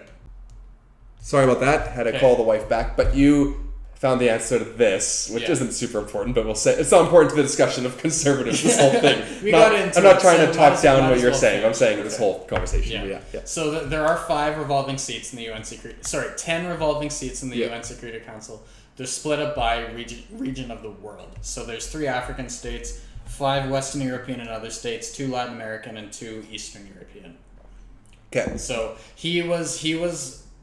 Trudeau was campaigning for one of the 5 Western European and other states. And so this council is important. They make a lot of world decisions. I thought about it more when I was talking to Alex on the phone there. Okay. I think what I mean is I disagree with how those security seats are given. It shouldn't be based off of this campaigning, almost like a popularity contest again, too. Okay. They should be maybe rewarded to the Canada did this really important peacekeeping thing in Ukraine the last couple of years. Let's honor that by giving them a revolving seat on the Security Council. I think that's how it should be done instead of a popularity contest, because I think that's just burning money for no reason. That's kind of what I meant. The burning of the money is useless, I think. So the reality, and then Trudeau campaigning for the seat, that's important. Sure, yeah. Right? Yeah. I would argue that maybe each country should look at when they run and when it's important to run for the seat. I would argue but this was pre-COVID though, right? Okay, sure. I don't know. To be fair, I don't know much about the economy of Canada pre-COVID where it's at. But in that situation, would it maybe have been best for Trudeau to say, maybe not. But sure, if it was pre-COVID, fine. I'll give you that. I'll back off of that attack. But I disagree with the idea of running for Security Council anyway on principle. Sure. I think there's better ways to spend that whatever $1 million it was to do good on a world stage than campaigning for a seat that's going to get vetoed by China or Russia anyway. Those two. We're going to do another topic on the UN. Sure. We're coming up with topics right now. Okay, so what we were talking about was how good would Pierre Poilievre be at conducting global diplomacy. I wonder if maybe he wouldn't care enough, but Trudeau cares too much. I don't think caring too much is a bad thing. At the expense of other things, though, it would be, right? If you only have so many resources to go around, so much time in your day. Yeah. I don't know. I don't think that Pierre Poilievre wouldn't care. I just don't think that he would be. He would not be. We agree, though. He would not be as bad as Trump, and that's no. Of course, he wouldn't. Trump. I can't see anyone being. He worse probably won't even be bad objectively. Sure. Yeah. I agree with you. Okay. Look, I don't know how he's going to act. Like I said, I don't know. He could prove me wrong. If he wins, he could prove me wrong, and he could be a great diplomatic leader, right? Based on how he acts in the House of Commons, that's not what I think would happen. Yeah, and that's my opinion. Yeah. And there's no way for me to qualify that, but that's my opinion. Yeah. So you give your quick little spiel on him, because I guess he is. I think he's he's entertaining to watch YouTube videos of sometimes. Him and Trudeau going blow to blow, and just the sassiness there. It is an entertaining 30-second clip on YouTube. Like you said, the Jordan Peterson interview, I really enjoyed. I really enjoyed that. Yeah. And if that's the tone, so what I'm curious to see too in the candidate, in all these elections, the debates coming up, and if he wins the conservative leadership, how he works federally. Yeah. I'd be interested to see if he's actually trying to present himself as a federal leader now. I agree. Because based on that Jordan Peterson thing, he is coming across a lot more humbly modest the last 6 months. And in the debates, he was quite a bit more modest too. He wasn't doing much attacking. He attacked John a few times. Yeah, he did a lot of attacking outside of those debates, though. True. Right? Yeah. Like, the guy, it was a Twitter storm of just shit, just going everywhere, right? Yeah. Like that. But yeah. But fine. I think maybe there's a change. There might be a shift. And maybe it's a slow shift. Maybe he laughs back into old tendencies there. Maybe. But I don't know. I think, like I said, I think I agree with a lot of the things I think he wants to utilize Canada's assets and strengths, which is something I appreciate. Like the energy to Europe. Yeah, I think that is huge. And there's we could do another whole topic on carbon. But like the idea that ethical oil, the idea of ethical oil, reliable oil of safely transitioning to clean energy, and how do we get Although we didn't read that on anyone else's platform, it's incredibly unlikely to me that none of the other candidates would But why have aren't you that pushing position. that should be a central thing that you're campaigning on. Sure. That is a huge deal, I think. And that is something that I think that a lot of the issue is that you're going to lose left-leaning people because of that stance. I don't think to some degree. You're going to lose some of them. You might gain some. To be fair, you might gain some, but I think you are going to lose the climate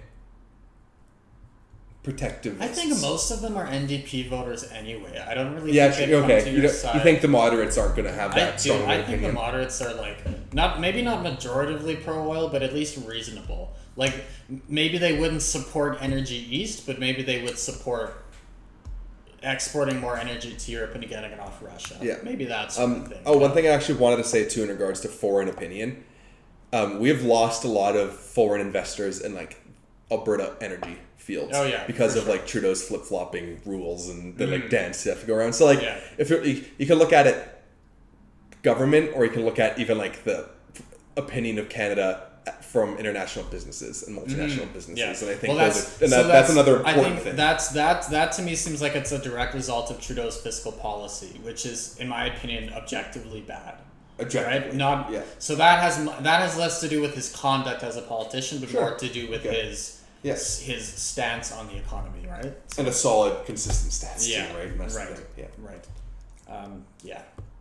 I also always agree with lower taxes because I think the government's horrible at spending money, and that's I don't know. Yeah. We're at an hour and 40 minutes. Should we wrap this up? Before we start. We drifted quite a bit. Yeah. Okay. That's fine. I think I'm sure people listening when we drift, it's usually something that we're really passionate about. Yeah. So it's usually kind of related, but the discussion's really intense. Sure. And I think people might appreciate having that once in a while. So I think drifting's okay. Fine. Yeah. I think having timestamps in helps too, because if we drift and someone gets bored, I think they can maybe just skip to the next timestamp that interests them, right? Yeah. So yeah. And I think it's important to let it be a little loose, so it can actually be a discussion than like following tracks, which is why I started arguing about how many seats the Security Council has. Cool. Yeah. Okay. Well, thanks everyone for tuning in. Yeah. This is the Art of Podcast. And as always, ciao for now. Ciao for now.